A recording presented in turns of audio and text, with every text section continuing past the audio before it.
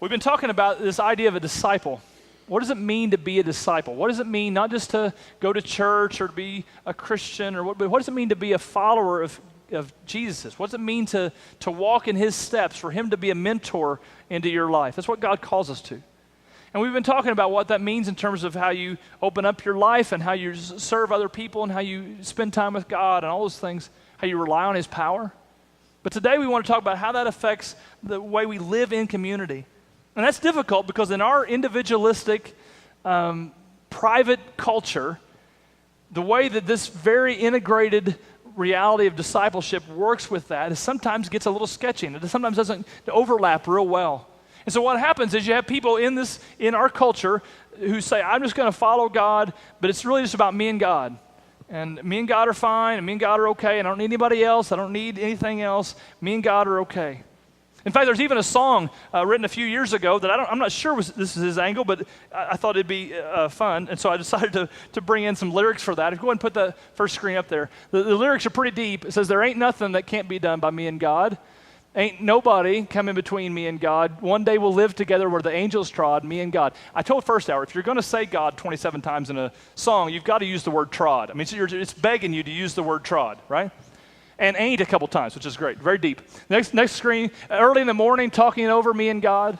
Late at night, talking it over me and God. You could say we're like two peas in a pod. See what he did there? Two peas in a pod. Brilliant. Me and God. Now, I don't know anything about Mr. Turner's faith or his aim on this song. I just think I'm hijacking it to get to my point. I think a lot of people want to live this, just me and God. It's all about just me and God. And I don't think it works. And I don't think it's anywhere in Scripture. I don't think you see that example of this very private, personal, no one else needs to be involved in my life faith. It's just not in Scripture. And so I want to help us kind of walk through that if I can. Now, there's some good, tempting reasons to live your life this way. Absolutely. And I want to acknowledge those. I mean, one thing that makes it is helpful is that no one disagrees. I mean, if my faith is all just about me and God, it doesn't matter what anybody else thinks about it. It doesn't matter what anybody else wants to do or what anybody else teaches or what anybody else believes. It's just me and God. It's all up to me and God. You know, another thing along the same lines is that it's all about me. If it's just me and God, it doesn't matter about anybody else, what anybody else needs or wants or thinks. It's just me and God. Me and God are fine, right?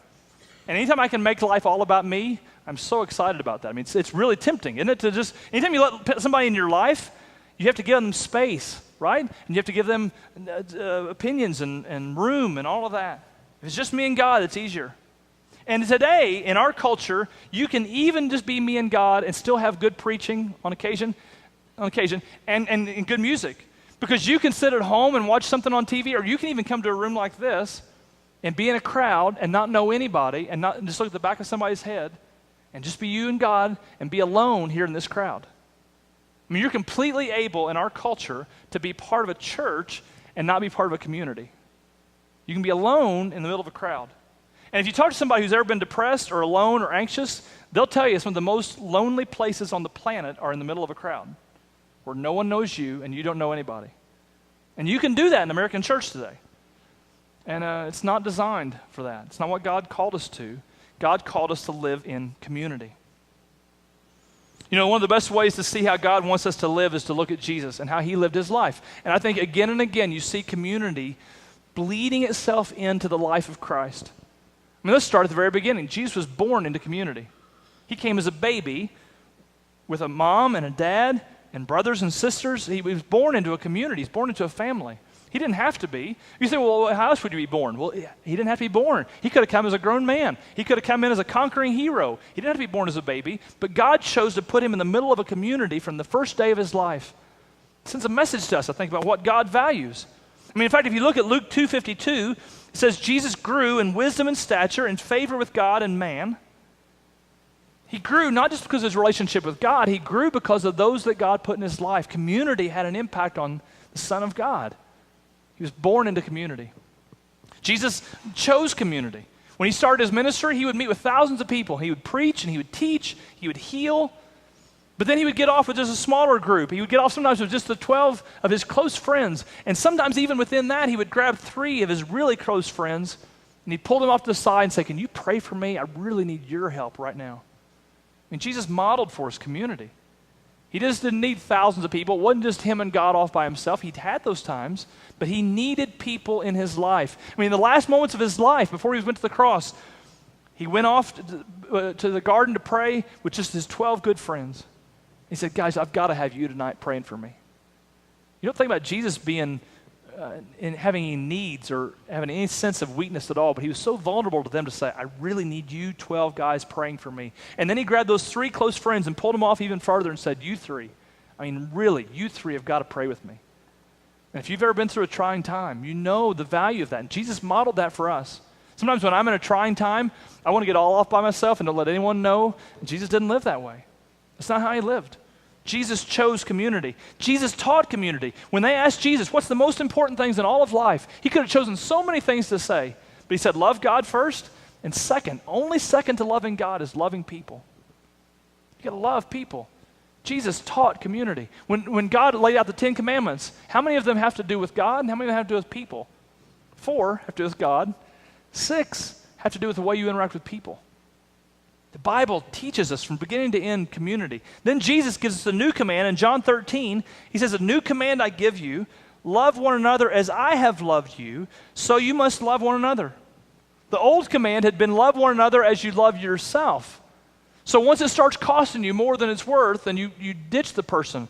But Jesus says, no, I'm giving you a new command now. Love up to that point and even beyond. Love as I have loved you. When does Jesus say too much? When does it cost too much for Jesus? Never does. Now Jesus says to us, you love one another as I have loved you. That's the kind of community he calls us to.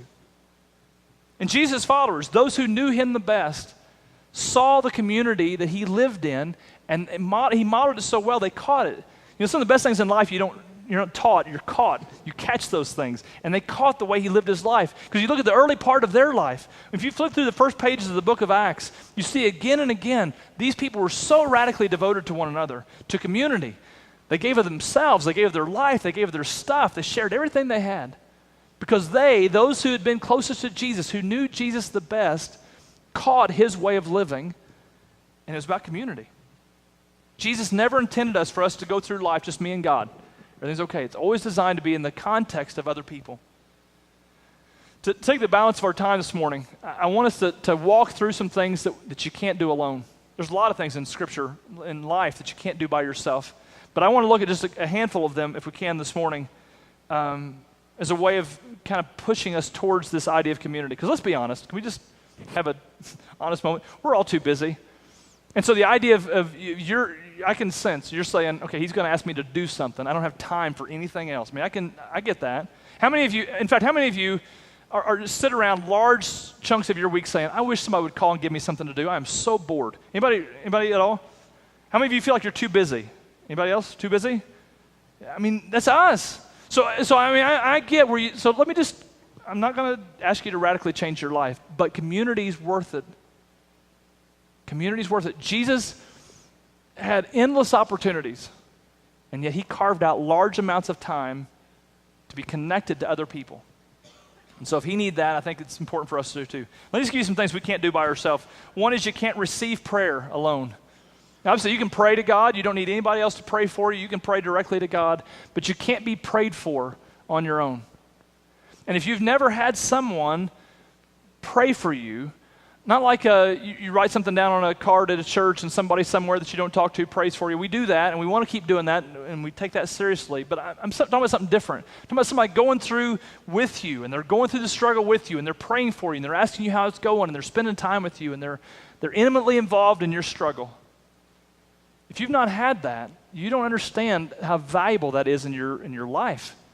I remember when Amy and I first got in a group years ago. We just newly married, and we got in this group, and I told First Hour, I don't remember what the issue was. I have no idea what it was that we needed prayer for, but I remember we were so scared to actually open up to this group of people we just met, and we said, hey, can you pray for whatever it was?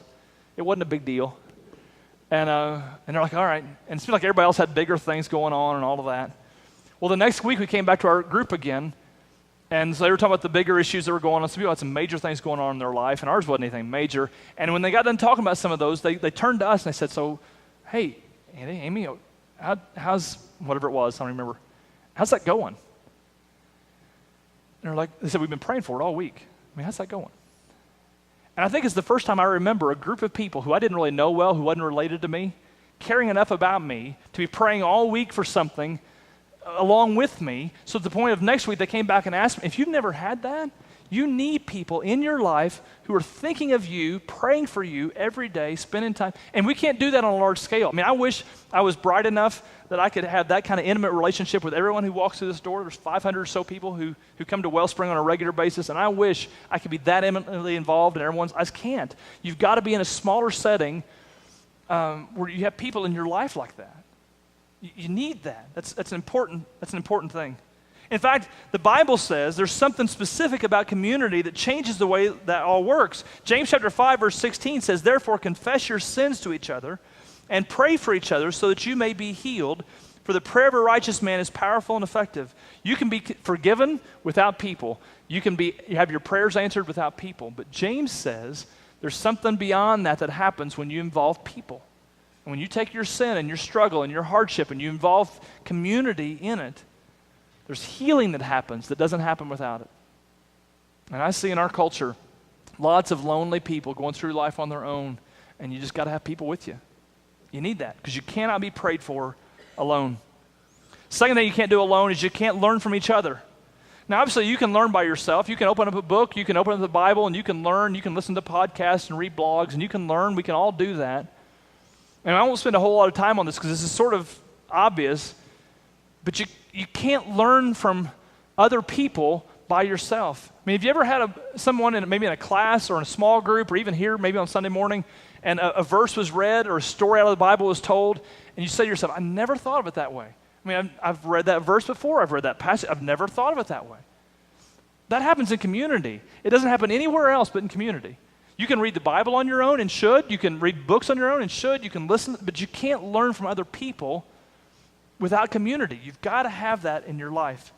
God uses the same stories or the same verse, but God takes it through another person's life experience, another person's vantage point, another person's life experiences, and he brings it into your life just when you need it. I mean, I've had it happen in my life over and over. Some of you, I'm sure, have had the same thing where God will have someone do a lesson or a sermon or a teaching, and you're in community with them, and they have no idea maybe, but they hit you at such a core level because they just have a different angle on it than what you had on your own reading it. And you can't learn from other people without being with other people. Third, you can't build community alone. Now that seems ridiculous, but it's true. You can't build community, and you don't even have to believe in the Bible to get this. If you see let's ask you this question. If you see an older teenager, boy or girl, doesn't matter, and they're maybe around a lot of people all the time, but they're completely isolated. They don't talk to people. They don't have people in their life. They don't have people who they let in. They're very, very private.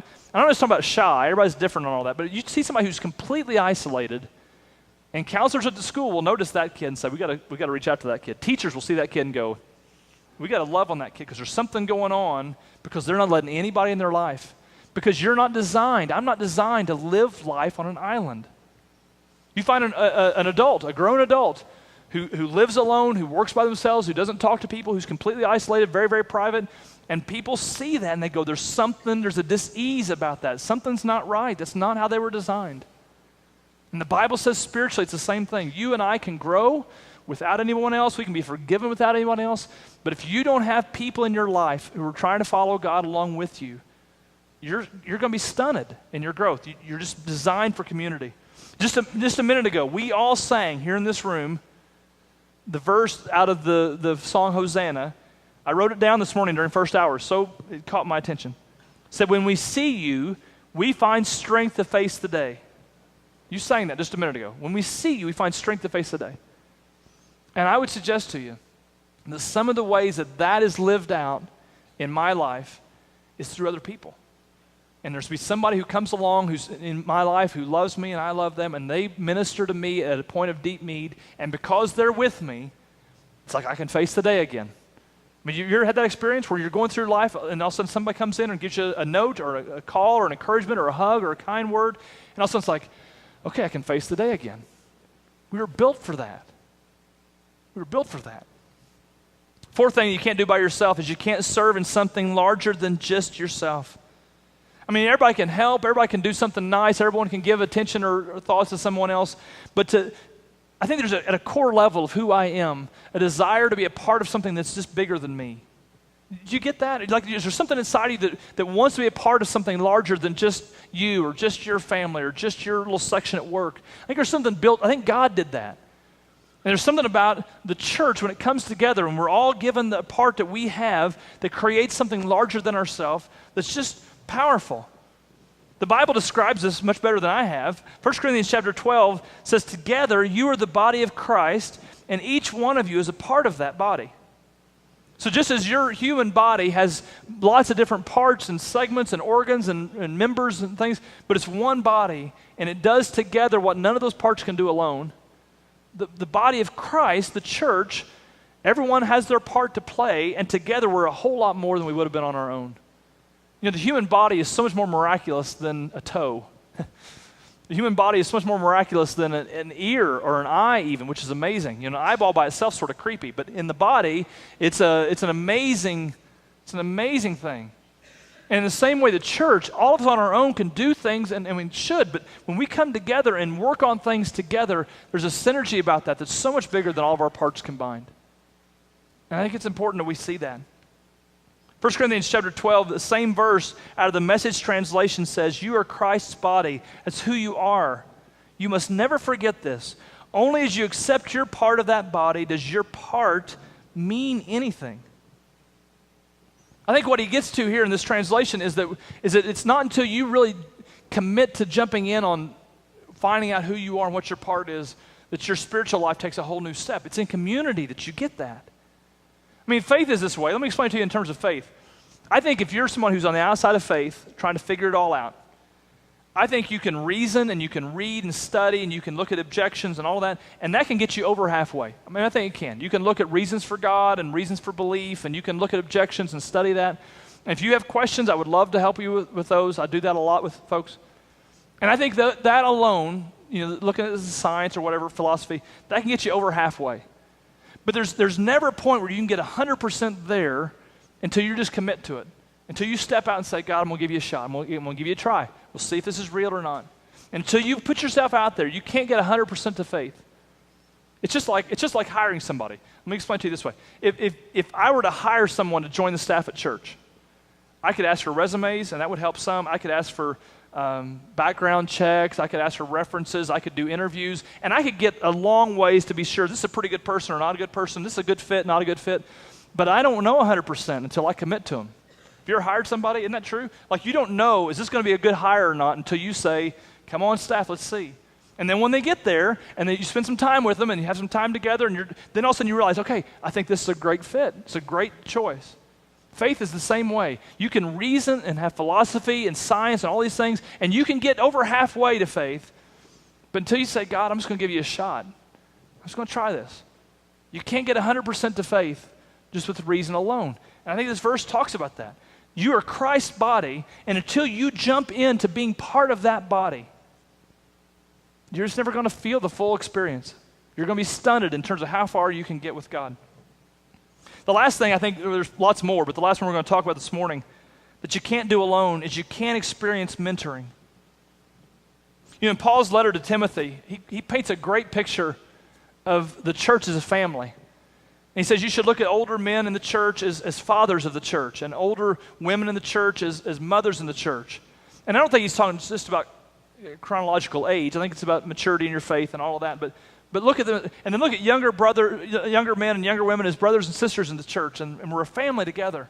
And then in Titus, he expands on that same idea, and he says, so the older men and the older women, they should reach down to the younger ones, again, not just based on chronology, but on maturity. They should reach down. The older women should help the younger women know kind of how to be a follower of Christ and a wife and a mother, and the older men can help the young guys. And I think it's an important concept of this mentoring that goes on. And if I can be honest, this is my own personal assessment of us.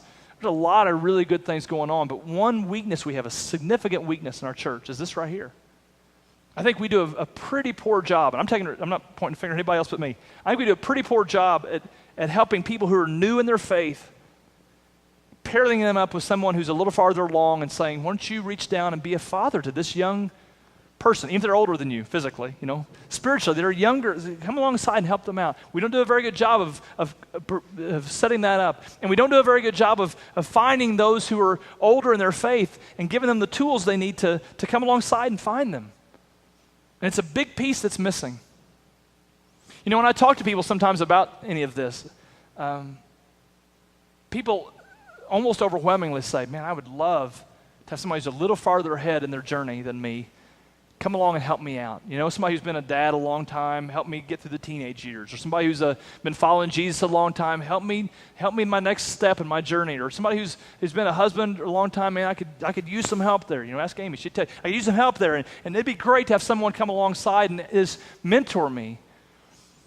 But then when you say, well, why don't you look and see if you can help someone else? Almost overwhelmingly, they'll say, well, I just don't know how that works. I never had anybody do that for me. I never had someone real intentional about helping me out. And so the idea of then me turning around and helping someone else, I just don't know what I'd even do. And I don't know what the answer is to that, but I think we've got to fix it. If you've had someone along the way who's loved on you and been real intentional about helping you walk in your faith, and you owe it to them to give that back to someone else. If you've not, as so many of us have not, then let's break the cycle of that. Because how helpful would have that been years ago in your faith to have someone come alongside you and walk through this life with you? Groups are the best way I know to do that. Community is the best way I know to do that. You've got to be in community. If you're not in community with someone, you don't see in them things worth following. And if you're not in community with someone, you don't see someone a step or two behind you that you could help. Unless you know somebody, you don't see that in place. And then you can create systems, but they're sort of stilted and just don't work. It's community where that happens. And you cannot do that. You cannot do it alone. When you're in that situation where you can sort of mentor someone else, it's because you've got wisdom. And people are often nervous about saying they have wisdom, or it sounds so arrogant. I saw a great definition for wisdom. It said, wisdom means I've made that mistake before. And if you have any wisdom that you can share with someone else, you can just say, hey, listen, I've made that mistake before. I know how to help. So you go to somebody who's been married just a short time, and say, listen, I've made those mistakes before. Let me help you out. Somebody who's a new mom or a new dad, I've made those mistakes before. Can I help you out? Someone who's new to their faith and has questions and doubts, I've made those mistakes before. Let me help you out. And so if you know anything about that, if that stirs anything inside of you, to be mentored or to mentor someone else, I would love to talk to you about that. Send me an email. Let's get together and talk, because we need to get this. This is something we just need to get better, and that'll help. We structured our groups around these 5 attributes. In fact, we hand these things out to our group leaders. I don't know if we've done this last group or not. I probably owe you some. If you've not seen this before and you're a group leader, let me know. But we hand these things because the idea of our groups focusing on these things, prayer, study, community, service, mentoring, those are kind of the core things of what a group does. Now, our groups have lots of freedom.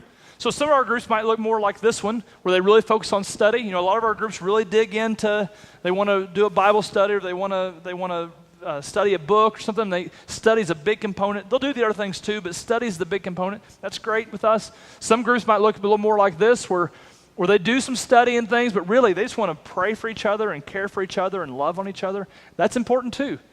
And at different stages in your life, you may need one of those more than the other, and we can help line you up with the group, because our groups are sort of have freedom to do that. But what I want to suggest to you is, if you have community already, that's great. I don't want to add anything to your schedule. None of you said you were bored, so you don't need me to help you fill your schedule up. But if you don't have community in your life, I don't know of anything outside of giving your life to Christ that will help you in your spiritual journey more. I just don't. If I knew a better option, I'd give you the better option. But outside of giving your life to Christ, I don't know of anything that's going to help you more than getting involved with other people who can help you out. And if you have that, great. If you don't, let me know, and we can help. Maybe find a group that'll be a good fit for you. Find one that fits on a night you can meet and does the things you need it to do and all of that. I read a blog a couple weeks ago. The writer talked about the difference between a family and an orphanage. I thought it was a fascinating comparison. He said an orphanage is a place where you have a couple of overworked, stressed out adults and lots of kids who don't get all the stuff they need. And he said a family is where everybody's got a part to play. And so everybody's got chores to do, and the older kids help out the younger kids, and the younger kids make messes so no one gets bored, and everybody's got a part to play, right? Everybody's got something they do to make the family work. And when I first read that, I thought, is he going to go into the, kind of whiny pastor mode where pastors say they have too much to do. And he didn't do that, and I want to make sure I tell you that. I hate those things. But because you go to an orphanage, I use the analogy, go to an orphanage and you'll find some of the most dedicated, hardworking people who love their job, and so there's no sense of whining there. But I think the point I got out of it was the Bible obviously talks about us being a family. None of us are orphans. None of us are orphans.